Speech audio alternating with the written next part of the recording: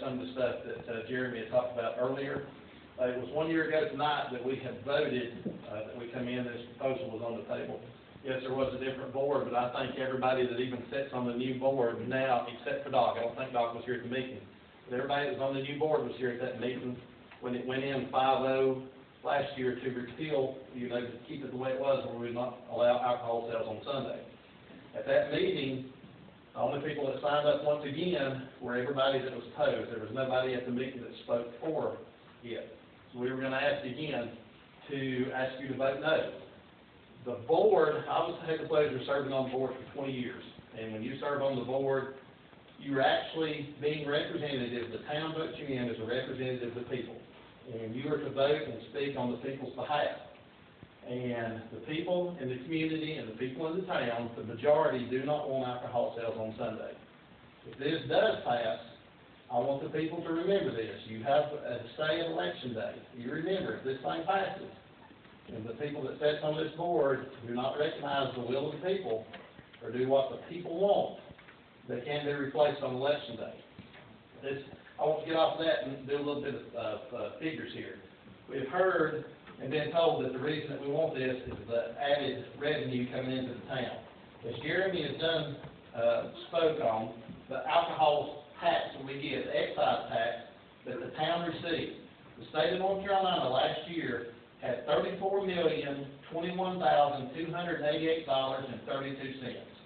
$34 million was distributed across the state.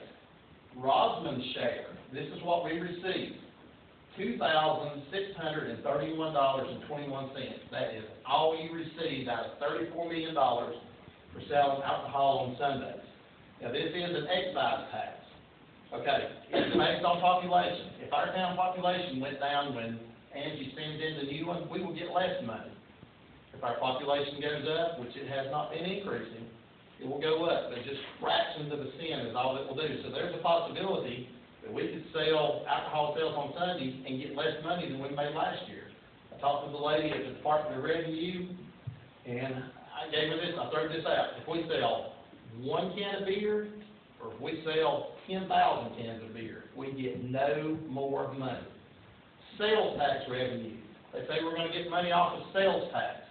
And I'm going to use, instead of using the example of a store in town, let's just say we had a Walmart in Rosman. Any merchandise that's purchased in Walmart, you receive a portion of sales tax, which is returned to the town. That sales tax is not broken down into, you cannot break it down into dry goods, clothing, alcohol sales. It's a general overall sales. But it's broken down into articles. We receive money from Article 39, Article 40, Article 42, and Article 44. That is what you receive. 1% out of Article 39, 1% stays in town. 0.5% out of Article 40, 0.5% out of 42, and 0.5% out of Article 44.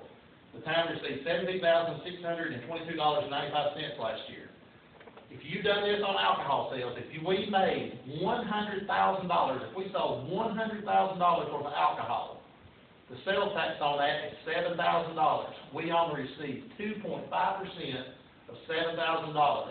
We would gain $175 is all you gain if we were to sell $100,000 worth of alcohol.